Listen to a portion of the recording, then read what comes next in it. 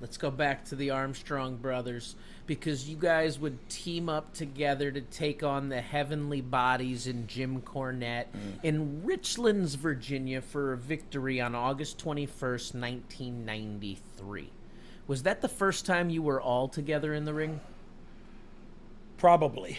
I'm trying to think. Oh, no, we wrestled in 91. We were all in the ring in Colquitt, Georgia at the Mayhaw Festival, Mayhaw Jellies. And we all got to ride on the fire truck in the parade that day, the Mayhaw parade. And then we were all in a wrestling match as a family later. And we said, come on along, it's a song that we're singing. We're the effing Armstrongs. You know, stuff like that. But make me happy. All right, how big of a deal is that? I mean, it's got to be. As a younger man, it may not be as big of a deal to you at that time. How big of a deal was it to your dad to then see the boys together and doing their thing? You know what? And I that's a tough question, and I never ask him, and that's on me. Look, he told me many times how proud of me he was and how he loved me, and we had a special bond because of the military thing and great relationship. But that's the kind of thing I don't know. I never asked, like, what's it like to see your son succeed and stuff. Like, I don't know. I guess I see my son succeed, and I know what that feels like. So I guess that, and my daughters as well. So I guess that's probably what he felt like too. But like for me, you hit the nail on the head, Ryan. As a young man, I grew up, and then I grew up and got out of the Marine Corps and went right into wrestling. Look, I got it easy. I'm not blind to how this goes down. My last name was Armstrong. Here you can see it benefiting me in Smoky Mountain Wrestling. Now, was I good enough to earn the spot? I don't know. That's debatable to everybody. I'd like to think I was, and it wasn't just flat out nepotism. You know what I mean? But if it was, it was, and here I am today. So, I had a great time. And I smoked a lot of weed. No, it's all good. I don't even know if I need to hit it. I did smoke a lot of weed. Well, let's just all do it together. You even get to wrestle. You're like, I don't anymore. I don't anymore, I swear. You'd appear at Random Shots for Smoky Mountain. In March, it's Smoky Mountain Wrestling's Marietta, Georgia debut called Armstrong Family Reunion.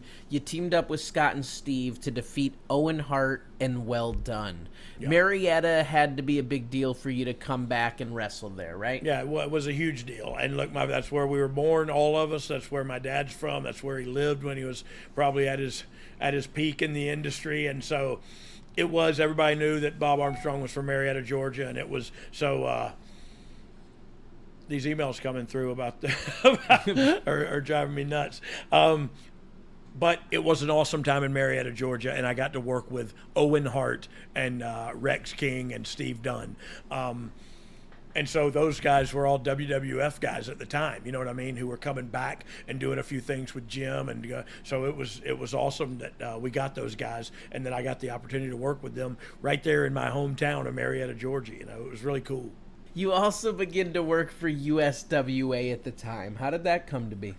Well, it came to be because Smoky Mountain we were trying to kind of inch our way out of there, I believe. But that's when they kind of started taking me and Tracy Smothers. Rock and Roll came in a time or two. But me and my dad and one of my brothers, I think, maybe a couple of my brothers, all went down there, and we were like coming from Smoky Mountain like we were going to take over USWA.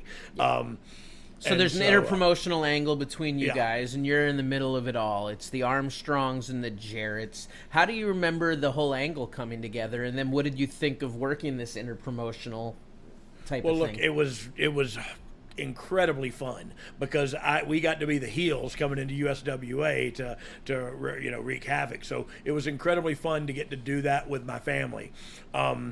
And with Tracy Smothers, because that's when we kind of, we stopped after this angle. We kind of stayed and continued to work, me and Tracy. So yeah, look, I love that. I loved it. It was a cool angle to be a part of, and I hadn't worked in Memphis yet, and so here we go. You know what I mean? And I thought it was very cool. Did you know when that angle started, or feel any sort of prediction or premonition that it was going to lead to the end of Smoky Mountain Wrestling? No. I mean, I didn't. I wasn't in on the in the Business know. side. But I had no idea. I don't think I would have attacked it any differently had I known that.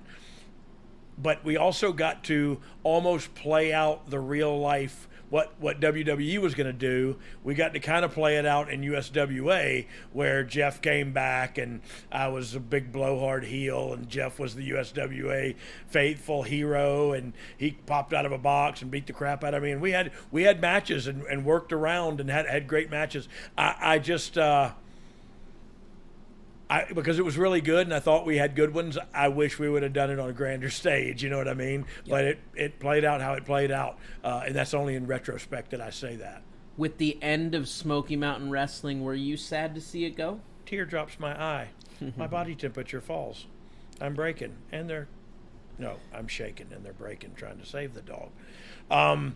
Yeah, it was sad because, like I said, that was home. It was comfort. It was comfort wrestling, and all my family was there. And so for me, yeah, it was sad. But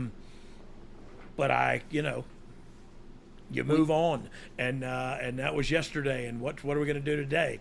And I'm forever grateful to Jim Cornette and for the opportunity that Smoky Mountain gave me to learn. You know, we started with the word association of first thing you think of, and it was Cornette.